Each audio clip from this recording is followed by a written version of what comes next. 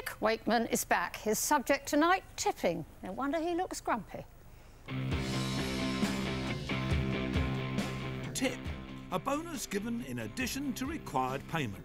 A gratuity or gift, a voluntary donation. Trouble is, the whole thing's a minefield. Who expects to be tipped? Do they get to keep the money? And the big question, how much do you give them? I sort of look somewhere in the neighborhood of 10 to 15%. If it hasn't gone well, then certainly I'm fully prepared to walk out without tipping. I don't mind tipping at all. I would normally tip on most occasions. Yeah, it's not quite as prevalent here as it is in the States. I like to feel free to offer a tip or acknowledgement if I want to. Whatever the sum, most people agree that tipping should be a matter of choice. Mind you, if you visit a restaurant in a large group, it may be that you'll have no choice. Hey, you lot, check out this bill. Many restaurants will charge a service charge for a larger party, perhaps 6 to 8 people or more. A typical service charge will be between 10 to 15%. A lot of customers believe that if they're unhappy with the food or the service, they can have the service charge removed from the bill. However, if the service charge is a mandatory service charge and is labelled as such on the menu, this forms part of the contract between the customer and the restaurant, and as such, the customer will be liable to pay the amount. Think I'll eat alone in future then. But if I went to Strada, they'd had a 10% charge, whatever the size of the party.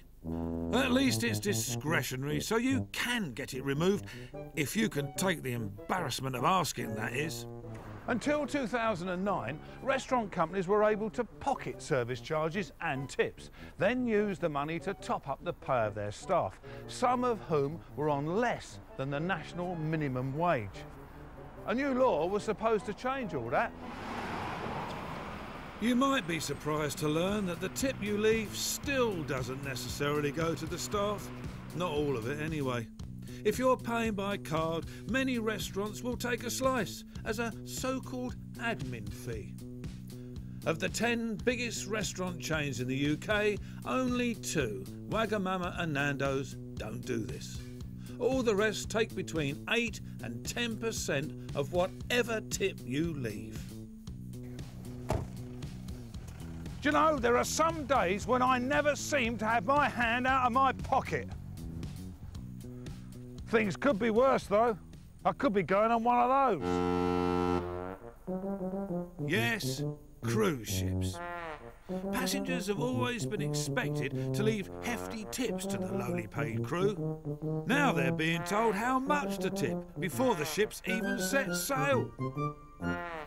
We'd booked our cruise with MSC, and in the small print, page something like 43, way in the small print, it said there will be a service charge, $12 per person per day. And we thought that was outrageous, absolutely outrageous. I went on a cruise with Royal Caribbean International, and because we chose the flexible dining option, we had to pay £65 gratuity for my daughter and per adult up front. I don't believe that any of us should be paying gratuities up front, let alone an 8-month-old baby who received absolutely nothing for her money. We looked on the Princess Cruises website. One of the things we looked at was the policy on gratuities, which stated that each person would be charged $11.50 per day, and we felt that this charge was excessive. I felt that the principle of being told what you should pay for a service prior to you even getting it, to be totally wrong. Maria and Ken did get some of their money back, but of the 10 biggest cruise companies operating out of UK ports, 8 now add an auto gratuity to all passengers on board accounts. Prices range from £4 a day for a standard room with Fred Olsen Cruise Lines to £9.20 a day for a suite with Celebrity Cruises. The concept of adding tips to your onboard account automatically originated in America, where of course tipping is so much part of the culture. But it's not here in Britain or indeed in Australia. And after P&O Australia introduced the system, there was such an outcry they had to scrap it. Good for them. Not much chance of other companies following suit in the UK though. In fact, Fred Olsen have recently introduced auto gratuities on all of their cruises, while Royal Caribbean have just increased their daily recommended tips from £6.05p to £7.23. I'm sure most passengers don't begrudge paying tips for good service, but aren't some of these companies going overboard?